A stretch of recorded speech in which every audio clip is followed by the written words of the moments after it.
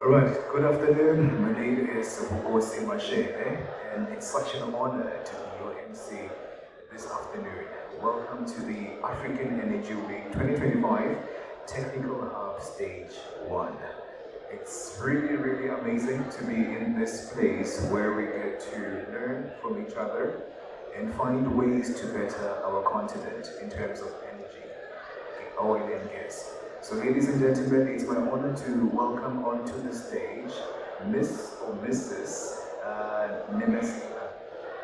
Nmesoma Okereke, who is the sales manager at the Flares Gas Group as Flare Gas Recovery Specialist. Right, and the company is Neuman Esser Group. The title of the presentation is Enhancing Energy Security Through Innovative Gas Commercialization Technologies. Ladies and gentlemen, let's give her a round of applause.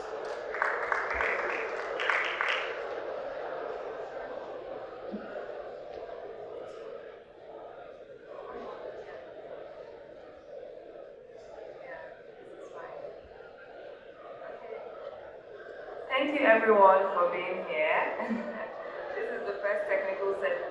I'll just start waiting on my presentation.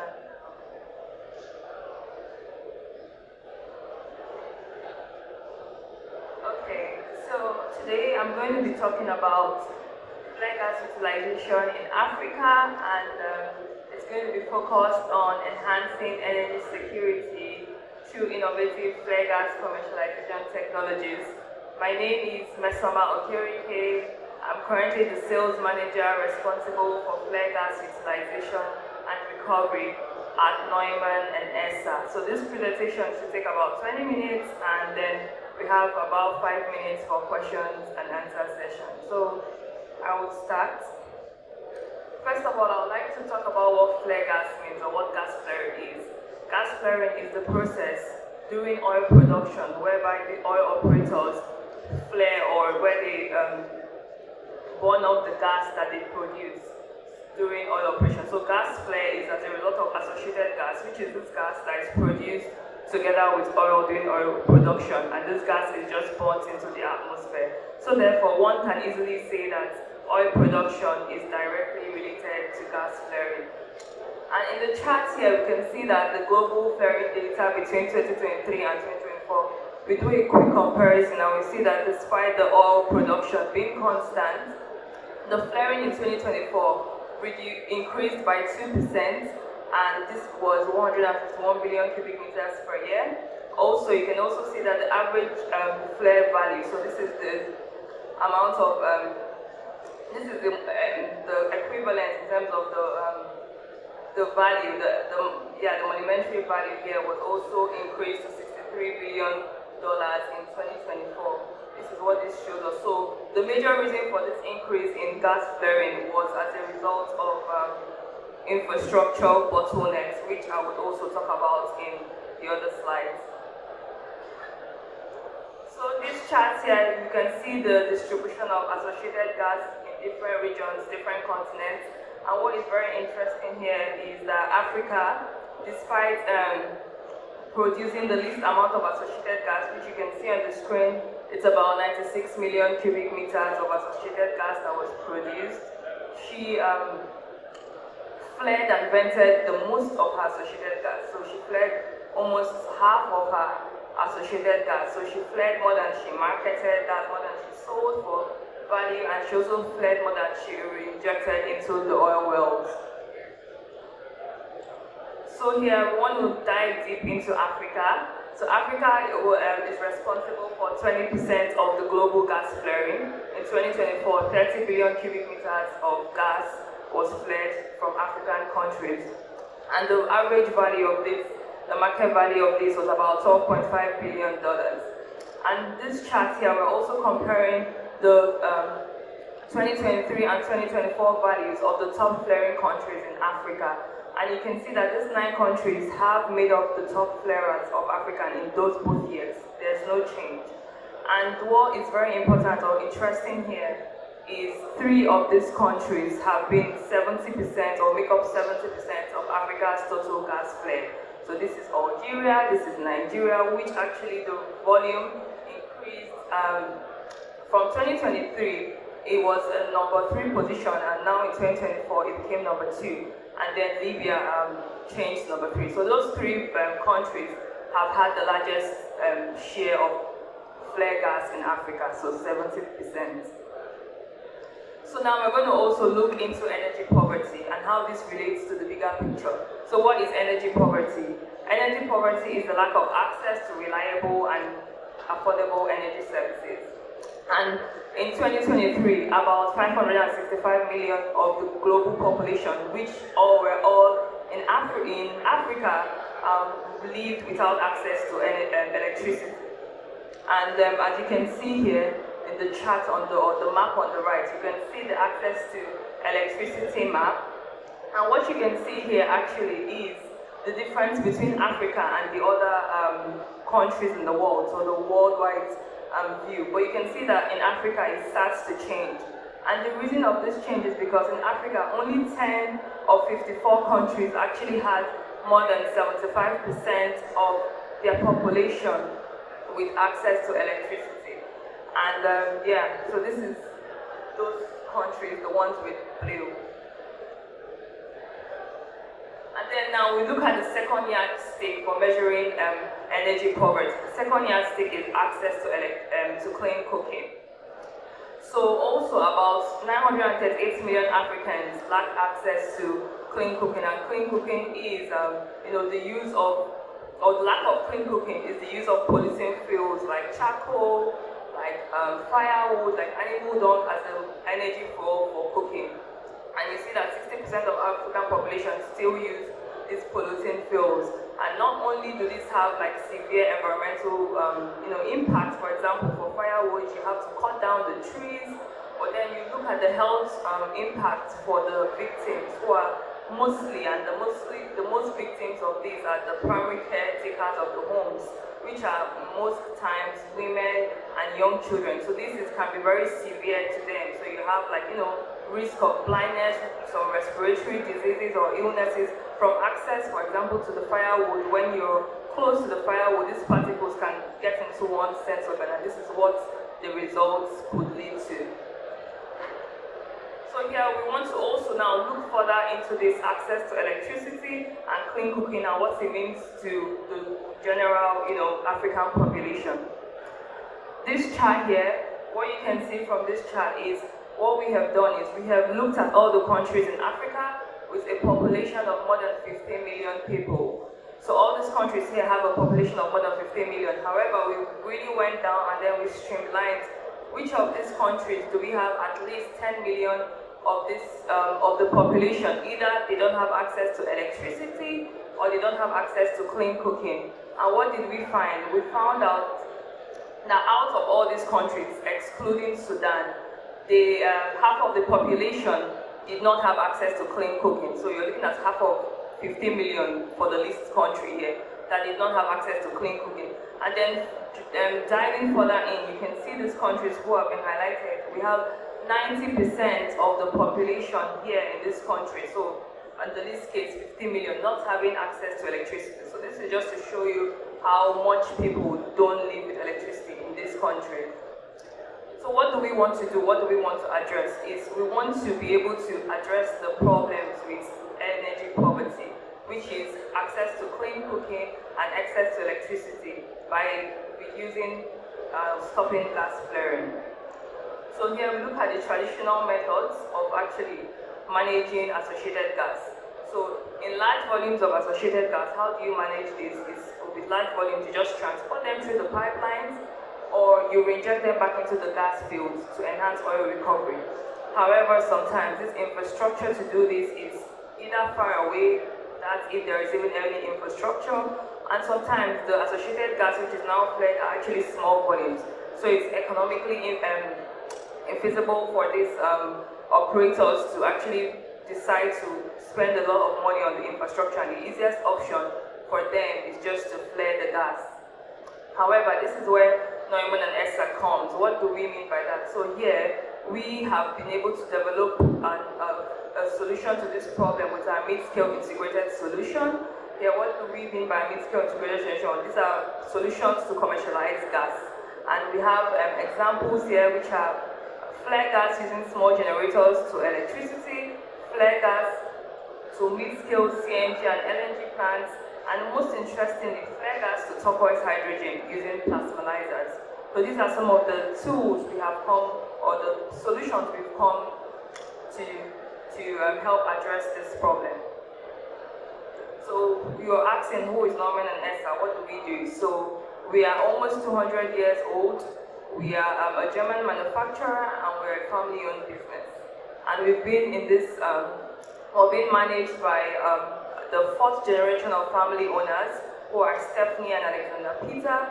And what is our core competence? What do we mostly do? So we are a reciprocating gas manufacturer. We design and we manufacture reciprocating gas equipment.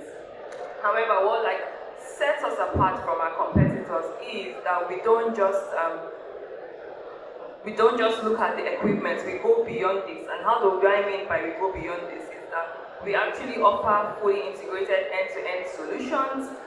This is supported by our robust aftermarket services. And here I can give an example, is that Neuman Esser actually has 2 authorized service centers in Africa, one in South Africa and one in Nigeria, with engineers who have been locally trained in Germany and also trained in the country there to manage any repairs. So this integrated way is actually what we have actually also done in our flare gas commercialization value chain. Here, what do? We provide the bedrock of the entire system. And the bedrock of the system is our compressors, which you can see here, every place with Neuman and Esser. And then we've also partnered with other German companies who provide the other integral parts. And what do they provide here? They provide all the other integral parts like cleaners, scrubbers, to ensure that this gas is treated from being a dirty gas to the end product, which is what is needed by the client. That's what we do. So what I want us to note here is that we provide a tailor-made solution. So it is specific to the client's needs, their technical requirements, and their technical specifications. And we make sure that we bring this end product that meets their needs. So here we're going to look at some case studies of projects where flare gas has been commercialized successfully. And we're going to first look at this project in Angola, which is the Angola LNG project. This is a very big scale project, however, the learning curves are still the same. So here we're looking at a LNG project that has a capacity of about 5.2 million tons per annum. However, what's very interesting here is the feedstock for this project was exclusively supplied by associated gas. So this is gas that in the past was being flared. However, right now, it's all being channeled to the LNG plant. And also, this project, when it came on board, it actually reduced gas flaring in Angola by 37%. So you can see what using associated gas can actually do in the long run. So what were the key success factors here? I think the number one success factor was collaboration. The operators around the Soho region came together and they said, we're flaring, how do we stop flaring? And they decided to combine their resources, infrastructure, cost, and then they were able to develop this solution, that's the Angola LNG, to commercialize the gas. And this goes without saying that the other important thing here was that because they were able to combine their solution, their feedstock together, they also had more volume of gas, and this is what you can see here. So more volume of gas means that the project is now more successful, as you can see. So we're also going to look at another project in Nigeria, and this project is the Nigerian Gas Flare Commercialization Project. So this project, what was done here actually is the Nigerian Upstream Petroleum Commission, which is the upstream body that is responsible for this project, but also responsible for all the upstream operations in Nigeria. What they did was they actually auctioned about 49 flare sites, 47 to 49 flare sites, and these flare sites, after technical evaluations, commercial evaluations, were now awarded to about 40 people, or 40 awardees as we like to call them, and they were tasked to develop a solution that is modular, that is scalable, and that is easy to deploy. And this project was awarded in the last quarter of 2023. However, 2 years on, there is no project that has been successfully completed. And why is this? Because there are some limitations to this project. The first limitation is low to negative profit margins. And this is because, as you can see on the picture on the left, what you can see is that most of the volumes are between the ranges of 0.5 to 5.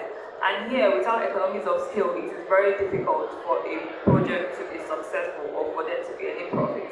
And then the second one is actually the lack of collaboration between the awardees and the operators who own this site. For example, you need to be able to continue with this project. You need to get some connection agreement signed with the operators of this site, and it's been very difficult for the awardees to get all this. And this reason is just because of lack of collaboration between them. And you can see this is actually delaying the project. So what we've just talked about here is actually the opposite of what we talked about in the Angola LNG, that is, stopping this project from actually going further in a quick way. And then Nigeria is now still flaring, because now this flare is still being, the gas is still being flared. So what is the implementation roadmap? The first one is having strong and robust policy frameworks. So when we have strong and robust policy frameworks, Nigeria and Angola actually has positive strides here with the implementation of the gas master plan, which is in Angola and Nigeria. And this plan contains methods to actually commercialize gas and use it domestically. However, in Nigeria, there's even a step further with Nigeria stating that gas has to be the transition flow. However, there's more that the regulators can do. The regulators can actually ensure that they have smart targets. So these are specific targets, they are measurable, they are achievable, they are relevant, and then they are time bound. And what's an example they can do this? They need to improve or increase the penalty. They make the penalty for operators flaring more strict, because when they do this, the operators are forced to find a way to handle their flaring. Then the second one, which is also what I've talked about when I looked at the key success factors, is collaboration. This cannot be overemphasized. Like when you collaborate together among the key stakeholders, the success of a project is more pronounced. And this actually helps in infrastructure, cost, and time pressures.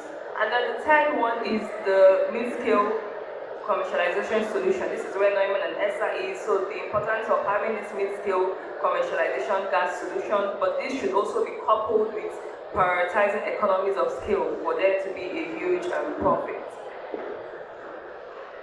So what are the potential opportunities? But before we go into that, I want to say that flare gas is not a waste. It's an opportunity, so that's the mindset we should have. And then we look at some opportunities like economic development. From the revenue generation aspect, the market value of the gas being flared in Africa is about $12.5 billion US, and this actually can provide job opportunities for the African population. Because it's just interesting for you to know that Africa actually has most of the population as young adults, with over 70% of African population being under the age of 30. So there is a need for this job opportunities, and there is a need for us to commercialize this gas to get more jobs. Then we also have increased domestic energy. What do we mean by this? In the lecture from yesterday by S&P, when I listened to it on refining, there was a note that said that the refined products in Africa, the top 3 refined products in Africa are actually refined petroleum products. So this includes LPG. However, this should not be the case, because if we are able to commercialize the gas, we can be able to use the gas to provide LPG, we can use the gas to provide CNG, which is for industries, and then we can also use the gas to provide LPG for cooking. So this would be a way to utilize the gas domestically instead of flaring it. And then we also have the environmental benefits. Currently, the flare gas in Africa actually contributes to 77 million tons of CO2 emissions. So if we reduce flaring, we're definitely reducing that number. And then the last and not the least, which is very important to me, is the social aspect. So here you're improving the standard of living of Africans. And how can you do this? I'll give a good example, which is when we look at access to clean cooking. In access to clean cooking, the women, or like I said in the first slides, who actually go to get this firewood, for example, have to go through long, laborious treks, and they do this early in the morning or they do this late at night. And this has severe security issues there. However, not only does this pose the security threats, but there's also the time saving, which can now be used for example, the women who do this, they can save this time that they go in the mornings or late at night to get this firewood, and they use this time to either put it in their business or start up, get a job to support their family. So they use this time more productively. And then the kids who support their parents to do this would use this time to go to school, which is very important. So to wrap everything up, what is the call to action here? What are we saying? So what I'm saying is, Neuman and Esser, we are offering our clients the complete solution. So from alpha to omega, from the initial consultation, from this is through feasibility studies, this is through numerous meetings to ensure that we get what the client wants, and all the way to the end, when the client has the solution that they require to commercialize that. So this is what we are telling our clients we can do for them. And we can do this because of our expertise. We have almost 200 years in the industry with these solutions, and we can do that with this expertise. So this brings me to the end of my presentation. Thank you so much for your time.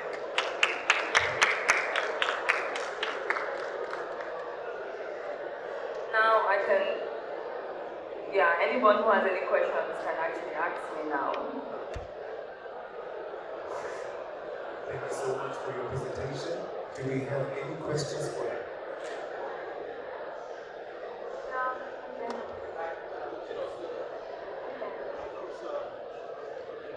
Good afternoon, Chinoso from Peace Capital and Investment Bank in Lagos, Nigeria.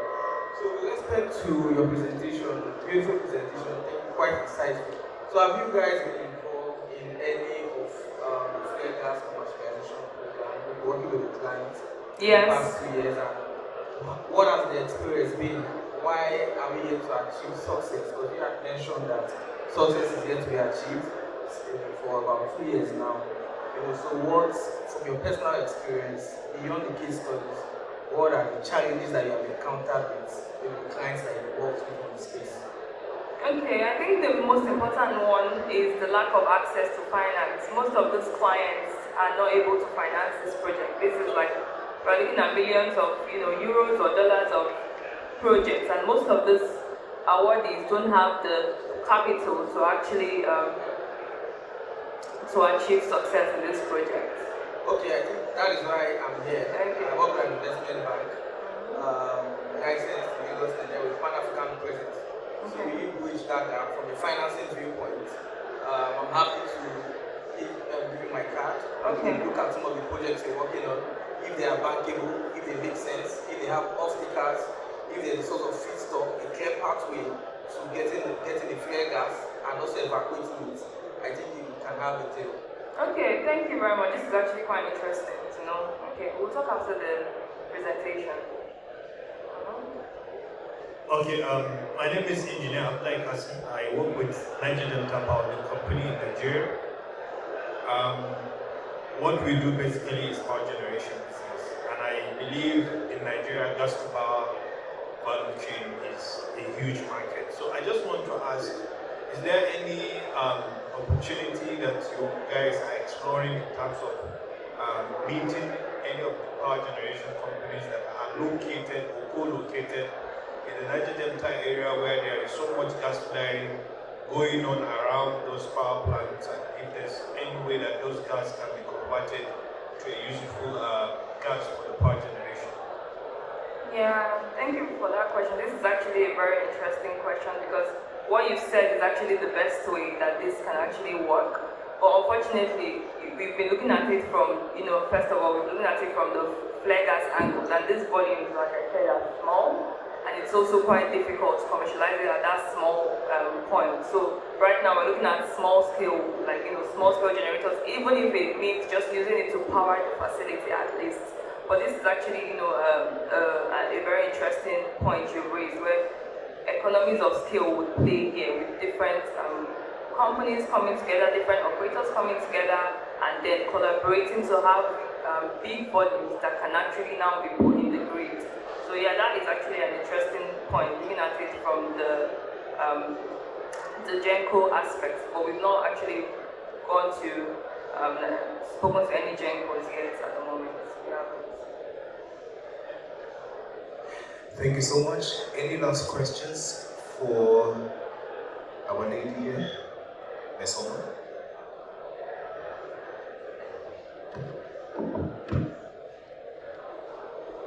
Hey, Giorgio Rosetto from Tether here.